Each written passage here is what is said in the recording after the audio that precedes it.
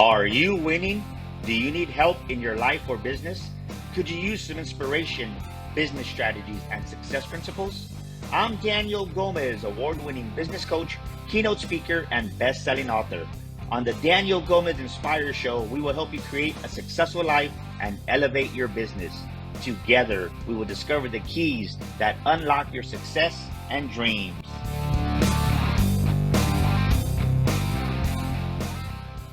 Welcome back to another episode of the Daniel Gomez Inspire Show, where we motivate you, we inspire. And today, wow, we got a special treat. We got a gem of a guest for you today, all the way from Jersey area, Miss Danielle Massi, a best-selling author. Danielle, how you doing today? I'm good. How are you?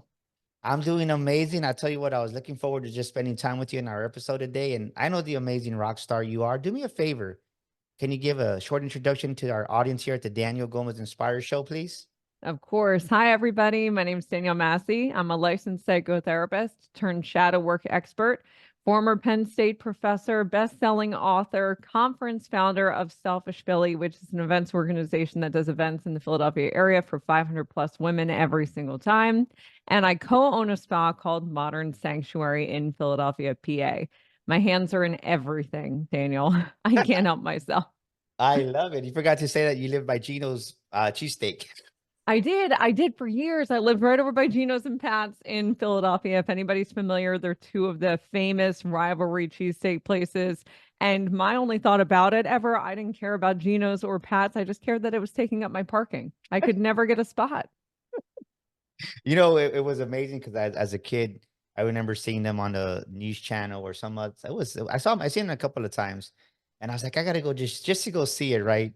I gotta say, one of them wasn't as good as they planned it out to be. So I was like, well, maybe next time, right? But the beautiful thing about what you just said is, you are a professor at Penn State. You said. I was, yeah, for years until my cancer diagnosis. I was a Penn State professor and I really loved it there. I loved teaching, I loved my students, and I loved the work. So, what did you learn as a Penn State professor that helped you? Because I think a lot of people come into coaching, come into speaking into our arena, and they feel like they don't bring any value. And Mm. what I try to tell them is, look, guys, like you obviously did something for the past 20, 30 years, however old you are. Like, you're not starting back from ground zero. The experiences and the experience that you have from your previous careers or what you did in life, like, you bring that into what you're doing now. How can you apply that? That's absolutely true. You know, the interesting thing, no one's ever asked me this, so I love that this is the first question. But one of the things that I've told people over the years about being a professor is that there is no harsher critic than 19-year-olds. It's just impossible. They're going to rip you down and tear you to shreds in ways that large audiences never will. So being in a room of, depending on the class, I either had a class of 30 or a lecture hall of 200. Those were so much more terrifying than any audience I've ever spoken in front of as a keynote speaker by tenfold, because those kids just don't really think through their questions. If they feel something, if they are, having a bad day, they're going to let it show in ways that adults can kind of hold on to and hold back. So that was an amazing training ground for me for being a professor. I've had a lot of people do mentorships under me over the years. And one of the things I tell them to do is see if you can lecture for free at local colleges, because they're always looking for people to come speak on any topic. It doesn't matter what it is. It's a value to the students because they're getting free information, free education, and it's value to you because it boosts your speaking resume and it gives you that experience of having kids looking at you bored to tears and not even trying to hide it. It builds this thick skin that you didn't even realize you really needed to be able to step on a stage and speak to 1,000. I love it. I love it. So, ladies and gentlemen, this is the part of the show where I say, you know what I say? Get out your pen, get out your paper, because Danielle is going to drop some more massive wisdom. And like we always say here at the Daniel Gomez Inspire Show, what you write down, you retain over 50% of it. So make sure you take your notes and go back and listen to this episode again and look at the notes you wrote down, because I guarantee you she's going to bring a lot of wisdom. So I love what you said. So I always listen to my guests, and something that you said was this: 19-year-olds tearing you apart. Oh, yeah. What were two of the harshest things that a 19-year-old said to you but it helped you become a better keynote speaker, a better professor. I think it's interesting that the things that I retain are probably different than the things that you would retain because I'm a woman. So for me, getting up in front of a stage, there's different things that people are going to critique. It's not about the education, it's not about the things that I'm teaching. It's about what I'm wearing. It's about whether or not my makeup is done. And two of the harshest times from when I was going through cancer treatment while I was still a professor, my students didn't know that I was going through treatment. And I was having a tough time on every level dealing with my own cancer. And I had two separate students point out to me that I looked like shit on different days. And of course I did. I was going through cancer treatment, but they didn't know. But it was those moments of being able to kind of hold myself together and go, you know what? It's okay.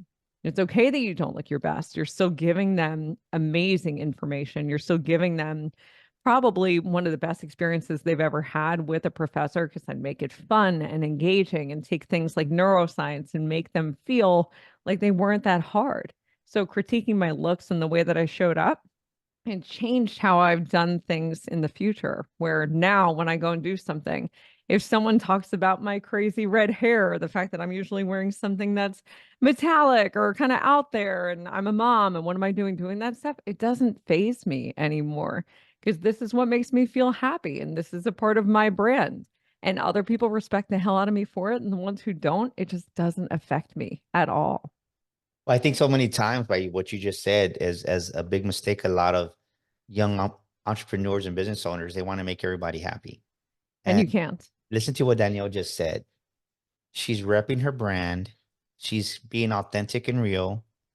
And whoever doesn't like it, she already knows that's not her clientele. That's not her avatar. And so many of you out there, you're trying to be everything to everybody and you can't. I mean, you just can't. I just spoke in Dallas to over 500 business owners, and I wear my Millionaire Mind shirt, right, with my jeans. And I'm like, yes, I could sport a suit. Yes, I could do that. But right, that's who Daniel used to be. I'll still wear one if I go into a corporate setting like AT&T or something. But the truth is, on stage, I love to be me and show people at 50 years old, you can still be in shape. And you know what? That's what resonates with people, right? They don't want to see another cookie cutter thing. They might think they do, and they might have some initial triggers about it because you're showing up authentically, and that feels in some way like something that's intimidating for them because they can't show up that way. But that's an invitation for them in that moment to think about what are the things that are making them feel uncomfortable? Why is it bothering them that you showed up in jeans or that I showed up with bright red hair? It opens up a pathway for growth that they might not have experienced otherwise. Yeah, well, I think it goes back to that saying, right? We kind of look at the outer appearance and God looks at the heart. And just talking to you, right?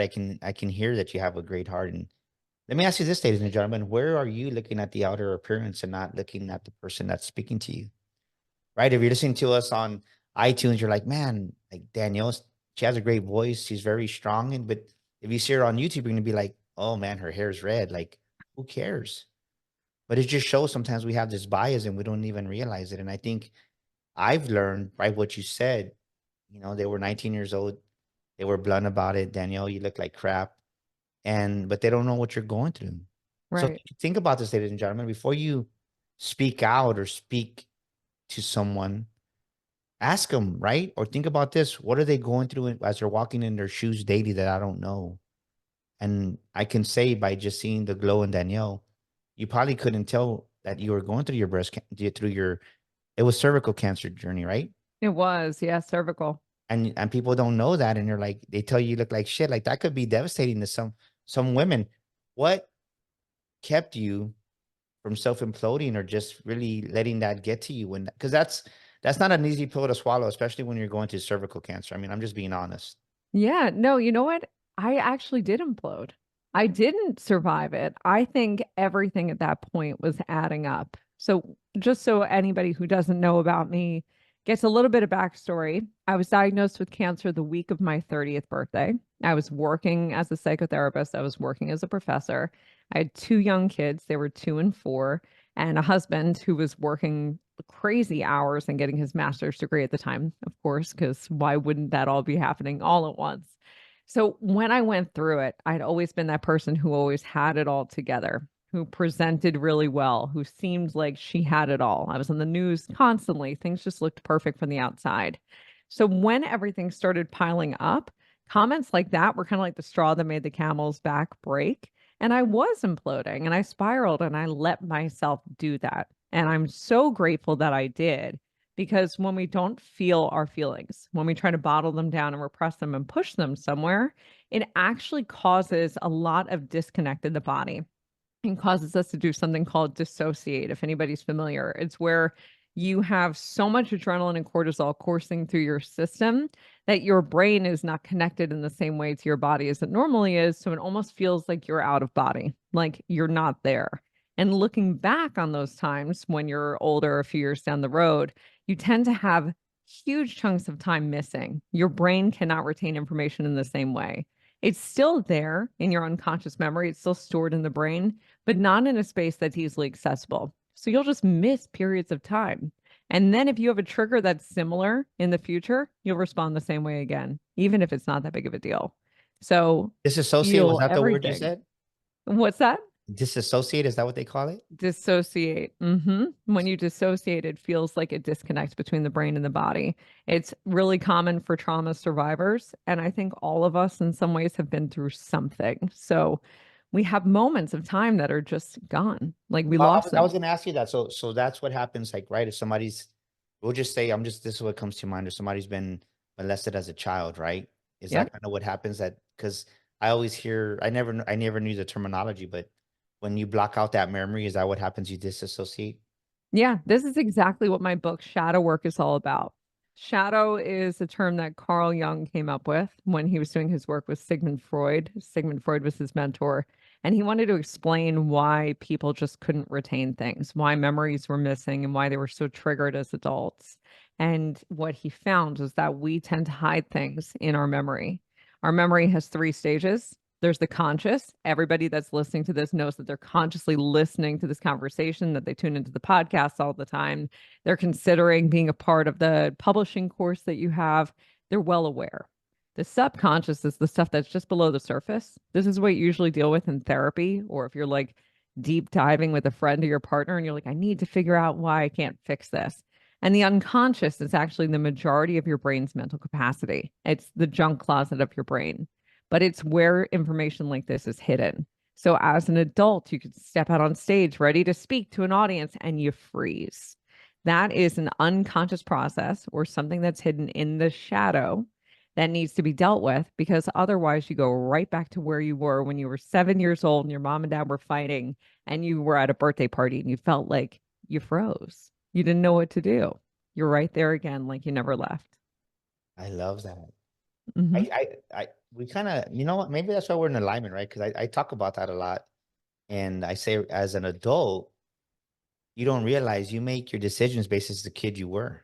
Exactly. That's the way that our brains are wired. They're wired based on really the first 7 years of our lives, because that's when your brain is creating all those neural pathways and wiring. And then after those first 7 years, it's just reinforcing what's already there. Confirmation bias is the name of it, where the brain is like, okay, this is what I've already experienced. That's for me, even if it's something that's not a good thing. It's just the way that our brains work. And it's fascinating. Yeah. So let me ask you this. So when we're born, right, from the age of 0 to the age of 6 or 7, right, we're in theta stage. What are two things that the audience can take away with what we're talking about? Maybe they have that trauma. Maybe they frozen on stage. Maybe they signed a book deal, because we have a lot of authors that signed a contract. They make the deposit, and I literally have to chase them down, Danielle, to, like, hey, we got to do your book. But it's Yeah. imposter syndrome that sits in, right? Like, it's like, hey, and right, we used to have a deadline, but I realized some people are going to do it in 3 months, the overachievers. Some are going to do it in 6. There's going to be some that are going to do it in 2 years. And I've learned, like, right, you got to give people that space and the grace. So what are two actionable steps or things that people can do to get away from that programming and conditioning they had as that child? Well, the first thing you need to do is you need to recognize that it's there. And so many of us kind of walk around with blinders on, where we don't want to see that there's something that's triggering us. So we just have explosions, or we have these moments where we freeze. So, step one is to recognize all the moments that you go into fight, flight, or freeze response. So, one way to look at that is to just make a list. And every time you see yourself procrastinating, or it feels like your body is shutting down, where your heart is racing and your palms are sweating and your head's getting a little fuzzy, like you can't really think about anything. A lot of people feel like they need to run to the bathroom to throw up, or, the other thing. So, when these moments happen, write them down. What was it that led to that response? Because those things are triggers, and the triggers are kind of like a window into your shadow. They're telling you that there's something underneath. Over time, if you keep a journal and really make a list of all the times that this happens, you're going to see a pattern. You're going to notice that there's certain things that are bothering you. And when you can see them and piece them together, then you can start to dig a little bit deeper. And that would be part number 2. Part number 2 is shadow work. And that's always going to be my recommendation for this. Because until you go back to the earliest moments where that shadow actually settled into your brain, or where that neural pathway was created, you can't fix it. You're putting a Band-Aid on it until that point. There's different ways to do it. My way is through meditation. I find that it's the most gentle way of doing it, because it doesn't feel overwhelming or make you feel like you're an open wound walking around. So it's a gentle way of accessing the memory and then just clearing it out by breaking that neural pathway down and replacing it with something new. But there's also plant medicine. Psilocybin is what's being used a lot in the medical community by psychiatrists and psychologists who are licensed to practice with it, and it does the same thing.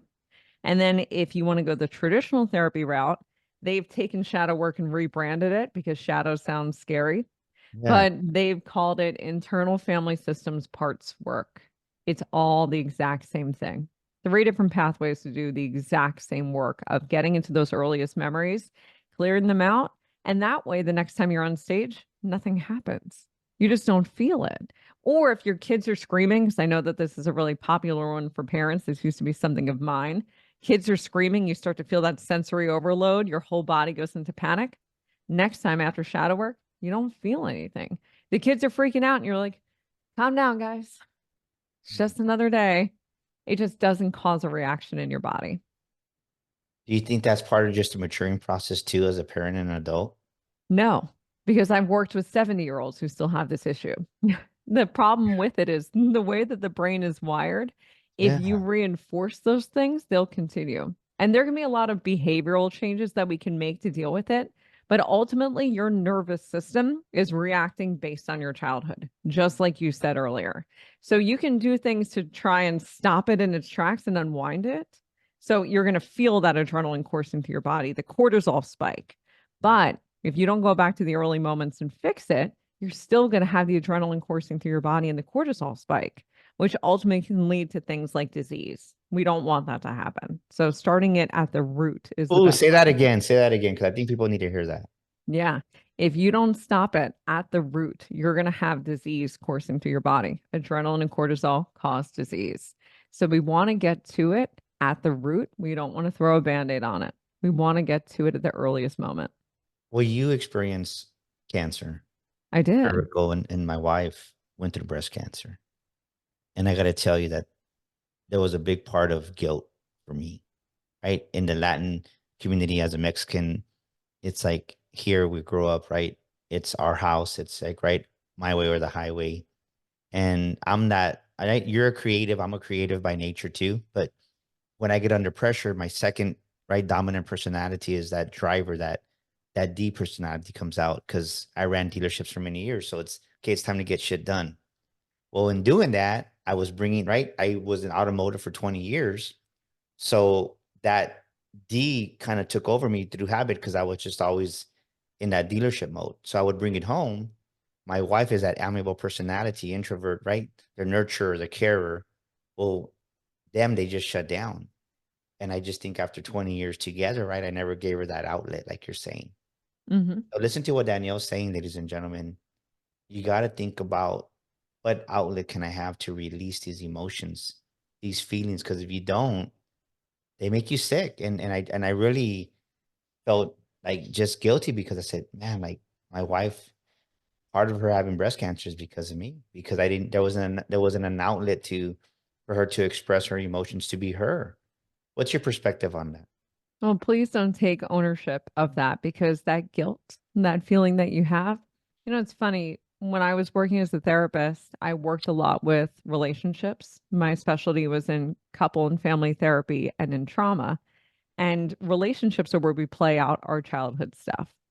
So if you weren't married to your wife, she I could bet my entire career on it. She would have married someone who did that, who wasn't you. She never could have been with someone who wanted her to take the reins until she got to the point where she was ready to have someone give her that space and to do those things. Relationships are where we play out our old traumas and where we test the waters and see if we want to keep playing them out or grow. And that's why so often we see divorce happen around year 1, year 5, year 10, and then again at year 20, because those are the times when we have transitions that make us face that very question of, is this something I want to play out? Or is this something that I'm ready to let go of? And with relationships, I know it's so easy to feel that guilt and that feeling of like, I played into this in some way. But if it wasn't that, it would be something else, because that's what we do in relationships. It's always going to be something that occurs. But the amazing thing about it is it gives us the space to grow. You guys have changed your entire lives since her cancer, from what you've told me. I've changed my entire life since my cancer. And those moments of low can give us our high highs if we're willing to let them be teaching moments and to do something about them when they occur. I love what you said. So why year 1, year 5, year 10, and year 20? Talk to us about that. I think the audience might have missed that. I'm like, hold up, I want to go back there. So you said Yeah. people get divorced either after year 1, year 5, year 10, or year 20. What? Yeah. Talk to us about that. I think so. There's a lot of hypotheses about why this occurs, and different studies have been done. The Gottmans do a lot of research on information like this, but all we can really do is speculate. And what I think happens is after year 1, you kind of have to face that you maybe got into a marriage that you weren't ready for. The people who divorce in year 1 are usually the people who didn't have the hard conversations about, where are we going to live? What religion are we raising the kids? Are we even having kids? Those big talks. If you didn't talk through those things, you're going to, by year 1, be like, okay, we shouldn't have done this. And most often, couples, I think, knew before the wedding that they shouldn't have done it, but they feel pot committed. Like they put the deposit down, everybody's family's flying in from all over. You just feel like you have to go through with it. So those are the couples who break up after year 1. I think after years 5, 10, and 20, those are more milestone years where people kind of look back, just like we do with, quarter life crises and midlife crises, where it's like, what is making me happy? And what do I really want for myself? So I think 10 and 20 definitely give you that. And 5 a little bit gives you that. Sometimes 5 is those people who try to hang on from year 1 when they knew that it was all going to go up in flames, but they wanted to really stick it out and see if they could make it work. But it's just our human tendency, I think, to look back and go, let me review. Let me see what's happened already and see whether or not this is what I wanted. And cancer and other illnesses can do the same thing. Was this really what I wanted? Or do I want to do something else now? We use these things as transition periods for ourselves, when really every day could be a transition period. We can wake up and think, what's going to make me happy today? How can I show up authentically? What can I do different? If I have a goal, how could I start to see that through today? But we don't. We tend to wait for those moments where we go, oh my God, I'm 40. Now what? What am I doing with my life? Do I even want to be married to this person? Is this for me? So if anybody listening gets anything from today, it's to start thinking about, what do you want now? What do you want now? And how can you make that happen? And then theoretically, what's holding you back? Like an ankle weight in those moments, that's your shadow. Are you an aspiring speaker? Do you have a book that you've been wanting to write for months, maybe even years? Or are you an aspiring podcaster? You want to start that podcast like the Danielle Gomez Inspire Show and don't know where to start? Well, at Danielle Gomez Enterprises, we can help you do all 3. We can help you become that paid speaker, share your story to the world, write your book, and get your podcast launched and help you produce it. We'd love to help you. Give us a call at 210-663-5954. That's 210-663-5954. We can help you become that paid speaker, write that book, and launch your podcast. We'd love to hear from you. Give us a call now. So what did you got cancer? What did you learn about yourself? Like, what are 2 or 3 things that came out of it? Like, you know what, Danielle? You're not Danielle, this therapist. You're Danielle, this badass, right? Like what did you find out about yourself that you're like, man, right? I'm stronger than I thought, but you didn't realize it. Talk to us about that transition. Because I know that so many times we underestimate how strong we can be. We Yeah. underestimate our abilities. And I always talk about, right? Like God puts you in places where, yeah, you're gonna have to lean on him even more. But I think so many people say, well, God doesn't give you more than you can handle. He does. He does give you more, because that's when the true growth happens. And that's when you become stronger, and because you lean on him, and you just this new dynamic of who you were inside. Like, where did that person come from? Talk to us Yeah. about that. I think most people come to that retroactively, and that was the case for me, where when it was happening, I just was like a puddle of mush. I was saying this the other day. I was honored at the American Cancer Society's annual gala in New Jersey, which was a huge honor. But when I was talking about my journey, I said I was a mess for a while. I didn't feel strong. I didn't feel powerful. I felt like a failure. I felt like my body was failing me. But in hindsight, looking back at it, it gave me a lot of strength because it took away my biggest fear, which was dying. So now there is nothing I can ever walk into that's going to make me afraid. Whether it's doing something really ballsy, like walking into a business and being like, you're going to give me this space for free, which is what I did for my last Selfish Philly conference. I walked into the W Hotel and was like, I'm Danielle Massi. If you don't know me, you should. Everybody does. You're going to give me this entire space for free. I'm going to have around 1,000 people in here on this day, and you're welcome. And they did. Because what was the worst thing they were going to do? Tell me no and I go F myself? Who cares? It doesn't really matter. I would have walked into the Hotel Monaco up the road and done the same thing until somebody said yes. It took away my fear because there's nothing that you can do to someone who has faced death, especially when they have young kids, that is going to be scarier for them. So I just shoot my shot. Every day I shoot my shot and I don't really think anything of it. I Shoot wish your I lived shot. that Tell us. fearfully Tell me. before. Go Yeah, deeper on the shoot your shot. Tell me that. I like that. you just shoot your shot because who cares what's the worst thing that's going to happen? Someone's going to tell me no. Okay, I'll go on to the next thing. It doesn't actually matter. I love that. So many people are scared of that, right? The word no. It's like, no, right? I say it a little bit, but I love the way I'm gonna kind of start, right? Shoot your shot. Danielle Shoot your Massi shot. says, shoot your shot, right? You're not gonna win the game if you don't take the shot. Exactly. You miss 100% of the shots you don't take, right? Is that a Wayne Gretzky quote? But Yeah. there's truth to that. I've never met a very successful person who hasn't been told no 1,000 times. And now, as I get further into my career and I speak in larger spaces, I have more friends who have a level of celebrity or a level of success, and every one of them says the same thing. They've been told no 1,000 times. It's just that they're okay with getting the no's because they know this next no just puts them a little bit closer to yes. I wrote about that in my book. Is if you think about Mickey Mouse, the world's famous mouse, imagine if Walt Disney would have given up at 50. Imagine if he would have given up at 100 no's. Imagine if he would have given up at 200 no's. People don't realize that he went to 300 no's before he got a yes at 308. And it was reluctant. They didn't even want to tell him yes. Yeah. But can you imagine that? Like I think when I first started speaking, I had 75 no's. I'm like, I mean, I was heartbroken, right? I'm like, damn, like when is that yes coming, right? But when I got to 76, it came. But I can't imagine another 200 and no, I mean, that's it just, but It's brutal. people say they want it, Danielle, but they really don't. Talk to us about that, right? Because you made a transition from Penn State. Now you're a very successful keynote speaker. Your book's out. And like when you entered the business realm, entrepreneurship, what is something that you really had to do or tell yourself to really, because you're right. I mean, we didn't discuss this, but I can imagine as a Penn State professor, like, right, you're making over 6 figures. You're doing well. Oh, I wish. No, Penn State professors. I love Penn State. I love higher education, but higher education doesn't actually pay very well. But my private practice was making over 6 figures and I left it behind. So what was the transition like for you? I mean, it was intense in a lot of ways. And I think that's something that I know scares a lot of people is if you have something safe. Whether it's something that's really lucrative that's making you safe or just safe because it keeps you in your little box, it's hard for us to leave safety. And what I'll tell you guys about that is that's how our brains are wired.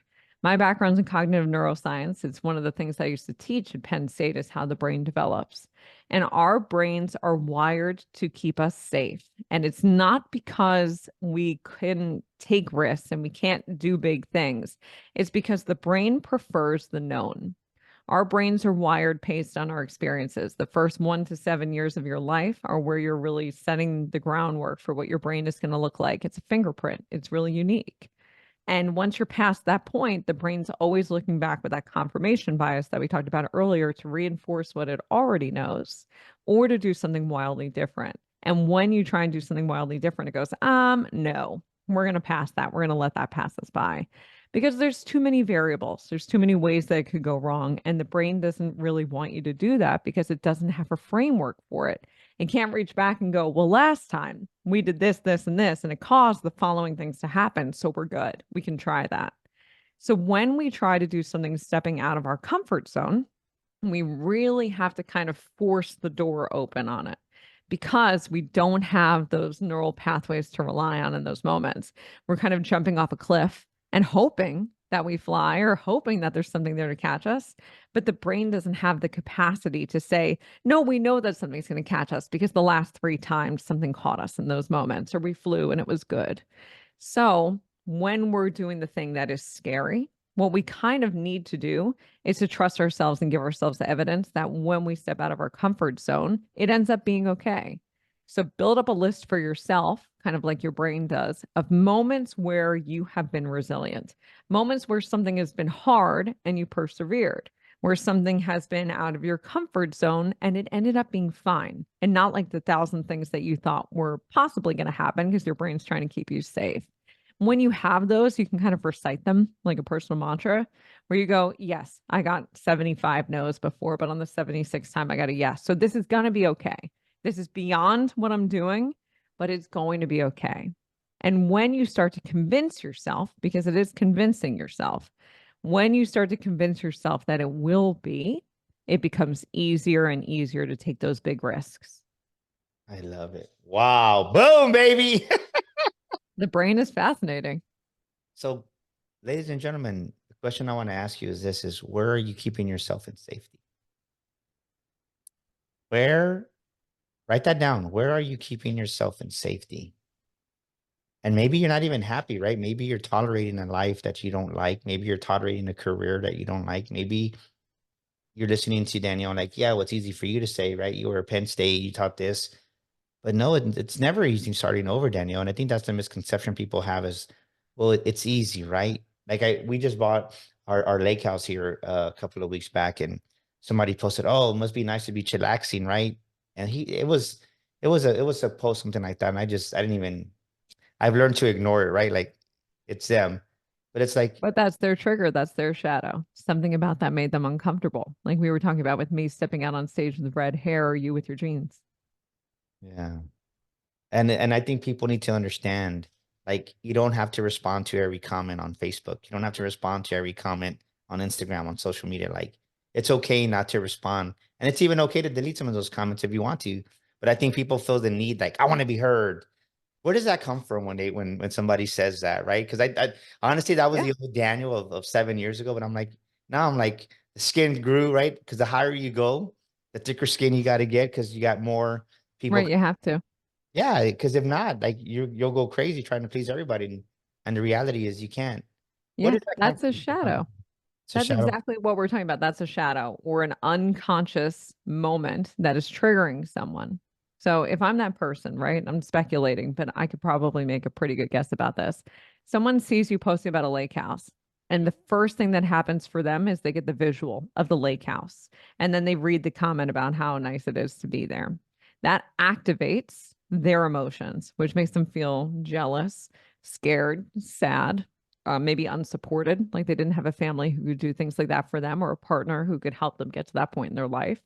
That creates a nervous system response in the body of fight or flight. Now I've got to say something because in my past, That's the way I've responded. I've had to let people know and get the last word in. So I'm going to say something.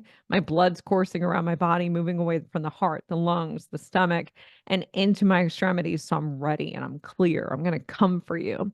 And then the thought pops in that kind of creates this loop called the subconscious feedback loop. It's how the brain stores memories and also accesses them in these moments. So I'm going to say, must be nice. And what I mean by that, what's underneath that is, I felt unsupported in my childhood. I feel like my life is hard. I feel like things don't come my way very easily, and you threaten me. And now I need to let someone know it. So, in those moments where someone comments those things, it's not about what you think. It's not about you, it's about them. And you said when we first started this podcast interview today that there's always more to somebody's story. You don't know what's going on behind the scenes. People don't see the struggle and the hustle. I started my first business when I was 22.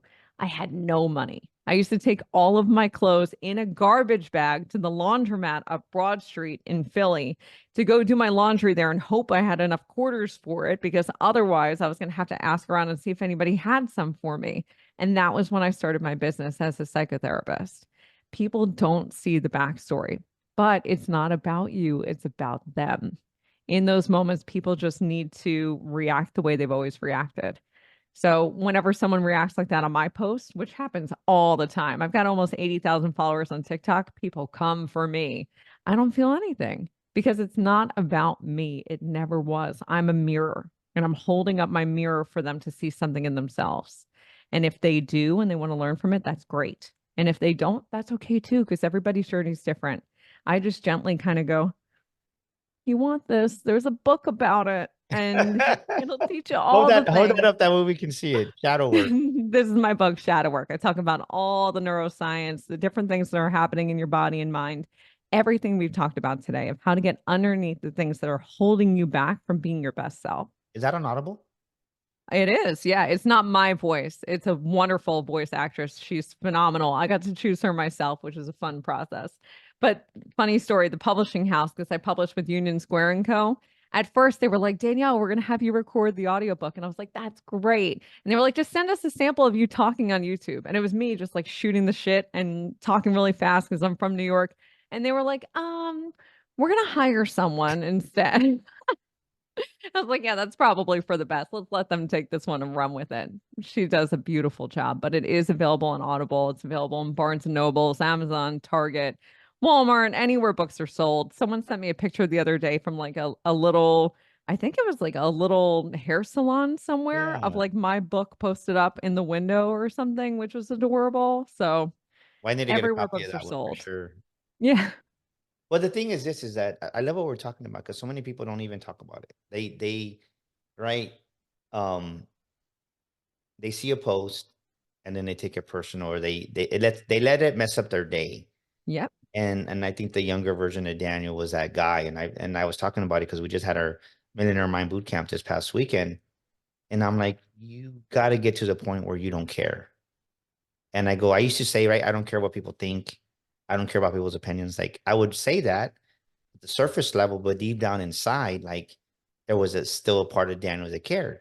Right. I go, and for me, that next level of success where we really like boom came out, it's like I really stopped freaking caring like about what I didn't give a crap, right? Like it is what it is. It's a you issue, it's not a me issue. I learned it because I always talk about this, right? As we go higher in life, you got to go deeper. And it's those deeper traumas that people they don't deal with it, and they wonder why they self-implode. They wonder why they self-destruct. And I think we saw this right during COVID, how all these people that seem successful on the outside, they did have some sense of success, but now, right now, it's a new era of doing business, and they had a shaky foundation prior to COVID, and all COVID did was, right, it exposed that trauma, the shaky foundation that they Right. built on the wrong on the wrong foundation, and they were like, well, what happened? And I think Yeah. you It know all about, imploded. yeah. Yeah, I think so many people experience that for exactly the reason that you're saying. Until we regulate the autonomic nervous system, we're still human beings. We're essentially gigantic babies walking around and getting triggered by things that have been bothering us since we were 4 years old. Until we go back to those moments, we can't be successful in the way that we have the potential to be. So let me ask you this, as we're gonna come into land the plane here. When somebody wakes up in the morning, what are 2 exercises they can do to help start reprogramming those neural pathways and to start getting a different belief system, right? To expand their capacity to receive. Like something that I coach on and teach on is, it amazes me. I never understood it when I was a younger coach, but now it's like I understand that our eyes are extension of our brain. So I would tell a man, tell yourself you love yourself in the mirror first thing in the morning, right? Brilliant. And they would cry, they would get stuck. Many wouldn't do it. They couldn't get to the 10. But I didn't understand. I knew it helped them, but I didn't understand the meaning. But now I see, right? They're not receiving that version of loving themselves. So from your experience being the phenomenal, amazing woman you are, what are 2 or 3 exercises that someone can do in the morning to really just grow their self-image and extend their capacity to receive more from the world? Let's start by making this really simple. First is we're creatures of habit. We talked about the brain before and how we like things safe and structured.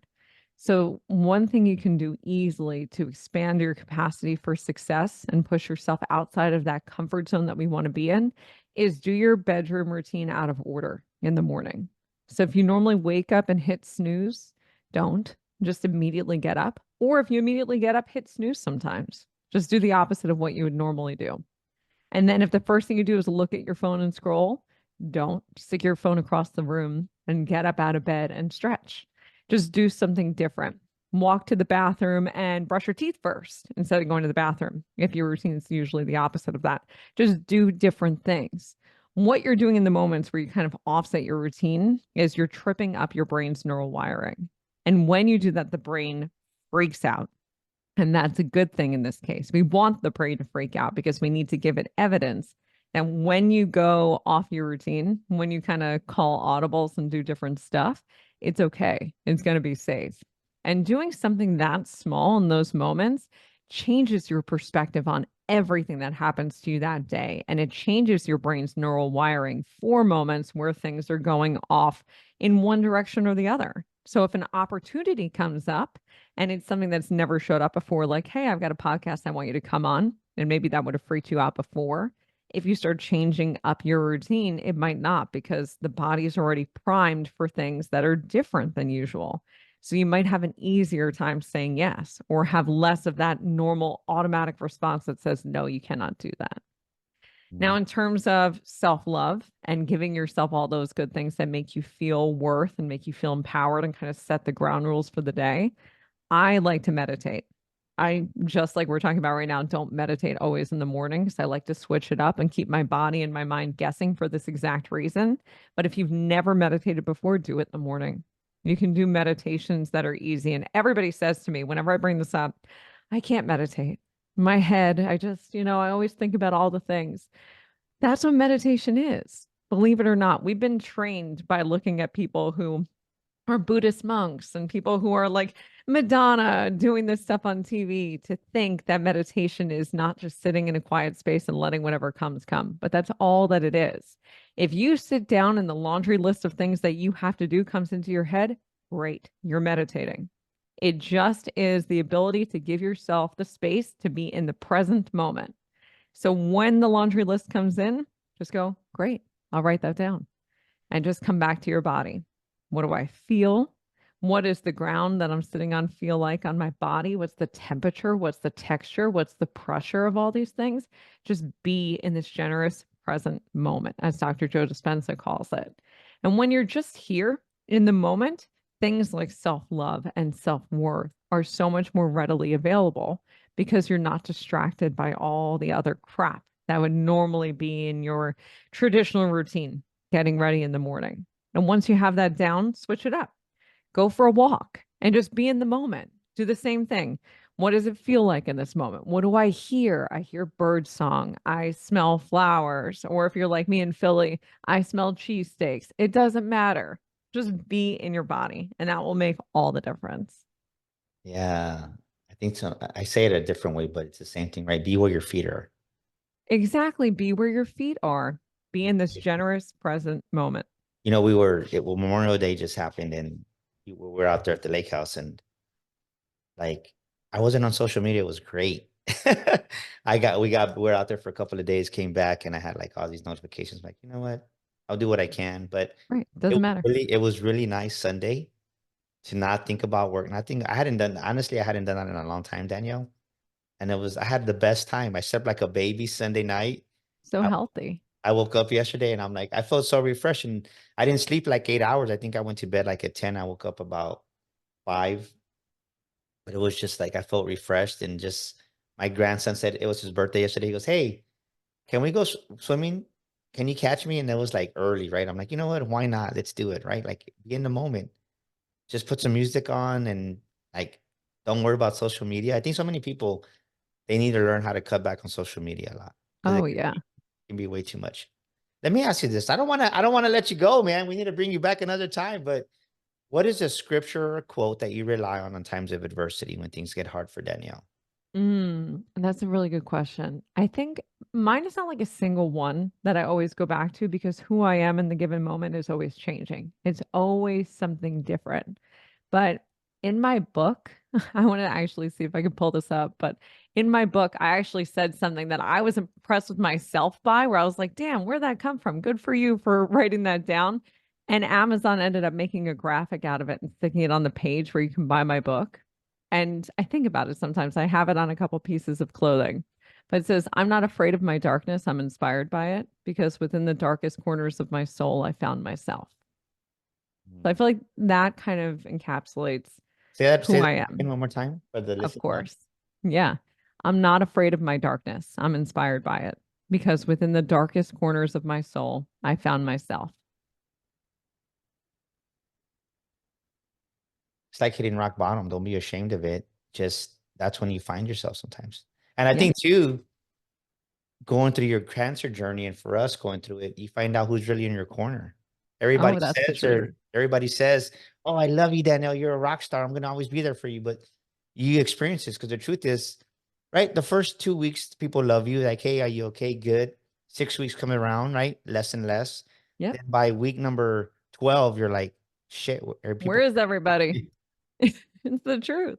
And I don't know if you feel this way, but I also felt this with success, where at first everybody wants to be around you. And then you realize over time that they don't see you as a human being, they see you as a ladder.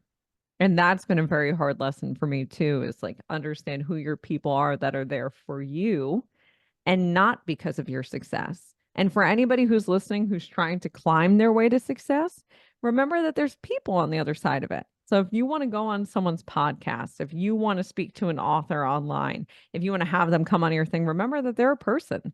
They probably got to drive their kids or their grandkids to soccer practice. They've got shit to do. Remember that there's a human being behind it because we are all just humans experiencing things in this crazy journey called life for whatever reason, for however it's going to shake out, we're people at our core. What's the best business advice you can give us today? Fail over and over and over again. And we were hinting at this with the nose, but just don't be afraid to fail because failing is not the antithesis of success, it's a requirement of it. You have to fail your way forward. I love it. I love it.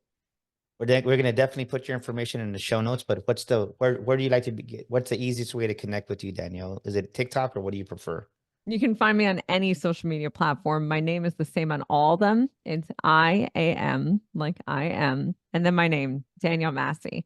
Find me on there. If you pick up my book, let me know your thoughts about it. Remember that I am probably driving my kids to wherever Cub Scouts or I coach my daughter's soccer team, so I will get back to you ASAP. But I also take days to myself too sometimes and play with my kids and take them to the boardwalk because we're in New Jersey. We have to. But I'm excited to connect with all of you. And Daniel, I'm grateful that you had me on today. This was a blast. I enjoyed it. I loved it. Ladies and gentlemen, let's give a big round of applause for Ms. Danielle Massi. Thank you for being here with us. And like we always say towards the end, our next event coming up is going to be July 19th and 20th here in San Antonio, the Business Sales Accelerator. If you're in business, fact, you're in sales. We want to see you in San Antonio, July 19th and 20th. And until next week here with another amazing guest, we want to thank you for being here with us today on the Daniel Gomez Inspire Show. And thank you for being here with us, Danielle, again. God bless you, everybody. We'll see you next week. Have an amazing day today. And don't forget to share this episode with someone. This is Daniel Gomez Inspires, and thank you for listening to our show today. Please share this episode with a friend, leave us a review, and subscribe to our show. And for listening to our show today, I want to give you a free gift. I want to invite you to our Millionaire Mind community. Text the word millionaire, that's millionaire, to 210-942-5059. Yes, join our community today and receive millionaire affirmations, inspirational quotes on a weekly basis. That's 210-942-5059. Text the word millionaire today and join our community. And once again, thank you for listening to our show.